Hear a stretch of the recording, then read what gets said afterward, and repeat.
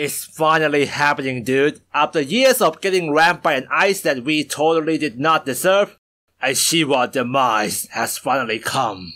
And nobody is sad about it. Yep, as you can guess this summon rework definitely kicked Shewa out of the top spot, which is the one thing that needs to happen in this podcast. Okay, that's the abridged version of the summon rework, but what exactly happened in this podcast then? Well, aside from summon rework, which again is pretty damn big, there is not much else honestly. There are some change in ranking system, which will only apply to you if you have at least one character in Crystal or Adamant rank. So yeah, the detail is on the screen so you can look at that. For NT February patch, it's on Friday 22nd instead of 21st. Aside from character change, new musics, and Snow DLC, we got a new story cutscene featuring Snow, Lightning, and Squall. Now we know where the hell these twos are going. But again, it's the same as usual, so nothing to be surprised here. But man, we really need more mission mode, that stuff is really good. But anyway, let's talk about summon rework and what kind of crap we have to deal with after March. The biggest change they did to the summon is now there are tiers.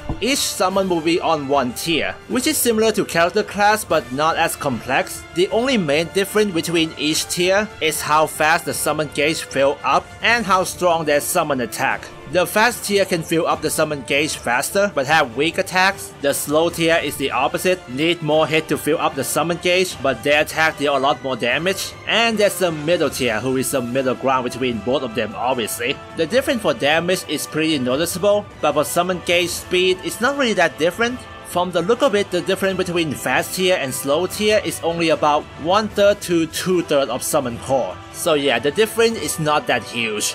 Anywho, Shewa and Leviathan is on fast tier, Ramuh and Alexander is on middle tier, and Ifrit, Odin and Bahamut is on slow tier. But aside from tier, there's some couple general change here and there. The summon phase will now last about 38 seconds for every summon. Instead of being different, the first attack will be random instead of fixed like before. A normal summon attack will only hit once, so something like Alexander Razor cannot be hit more than one time.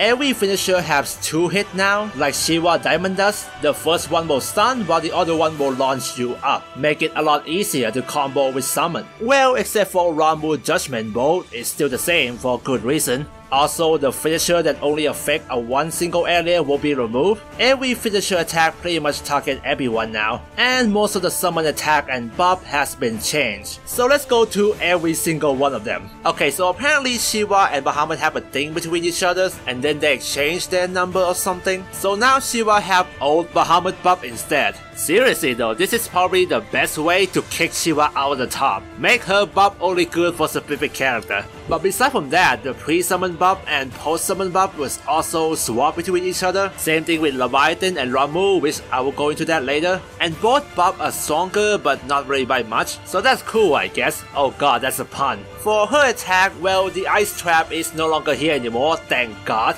I mean, they didn't do the whole unique mechanic I'm talking about in the last video, but if they're not going to do it, just please remove the one that has it. The fact that she is the only one who has it is kinda stupid. For their 2 normal attack and finisher, I'm not gonna go into much detail, cause I'm gonna make a new summon moveset video anyway, but I will still give you the overall review of their attack. Shewa's normal attack is way less random than before, but her new Hell Drop move has a really big area even though it's pretty slow. Diamond Dust is mostly the same, but I think it's no longer the best summon attack in the game. The biggest strength this move has before is because it stuns the opponent before dealing a big damage, make it a lot easier to combo.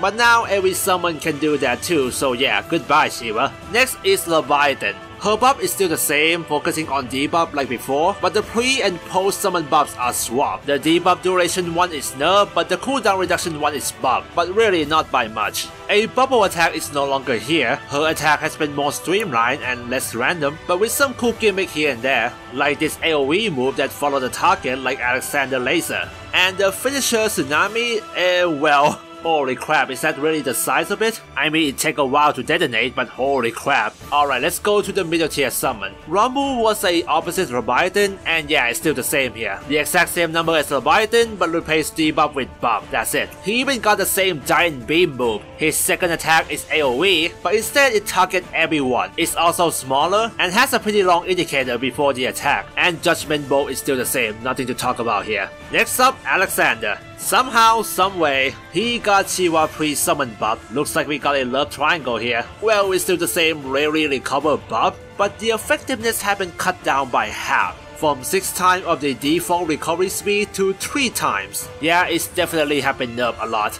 And it doesn't have a good synergy like old Chiwa buff, because his post-summon buff is health increase. I mean by 200, which is pretty useful. You even get a free heal out of it. It just doesn't have anything to do with bravery, you know. Also, his attack is mostly the same, aside from the laser come out slower, the missile launch you upward, and the finisher hit you twice, that's it. And lastly, we go to the slow tier. Ifrit buff is still the same, but the attack buff is a bit lower. His drop down attack is significantly bigger, and even expand the area after he dropped. And Hellfire is similar to New Tsunami now, a giant big area instead of random fire pillars. As for Odin, well, he still has a pretty worthless dash and speed buff. I mean, the speed buff go from 2% to 4%, so it's better now? Yeah, it doesn't make much difference. But thankfully, out of every slow tier summon, I found Odin's summon attack to be the best. I mean, his first attack and the finisher is almost the same as Ifrit, but his second attack is an AoE that expands after like Ifrit again, but it's smaller and actually target everyone, which personally I found it a lot better. And the last one, Bahamut. Because Chiwa take exclusive EXQ buff from him, now Bahamut's focus on bravery instead. He have old Chiwa post summon buff that increase base bravery, but it's only 200 instead of 300. But his pre-summon buff is actually a new one. It increased the break bonus by 100. That's something that have never been done before. And dude, that freaking break bonus UI on the top right that has been completely useless is finally have a teeny tiny purpose. But still, I want it removed though. So yeah, it's certainly nice to get an extra 100 bravery after you break someone, but it's not really that strong. For his attack, it's mostly the same, but the random falling laser is a lot more random. Don't know why his attack got more random unlike the others. But Mega Flare is a lot better now. I mean, anything is better than old Mega Flare, but this one is similar to Diamond Dust, but works similarly to one of Ramuh's attack, which I found it to be a lot harder to dodge. And that's all the summon. Like I said, I will be making moveset video out of this. You will get a lot more detail from that. And let me know who will be your main summon now. So until then, see you on Friday when Snow DLC drop, and have a good day.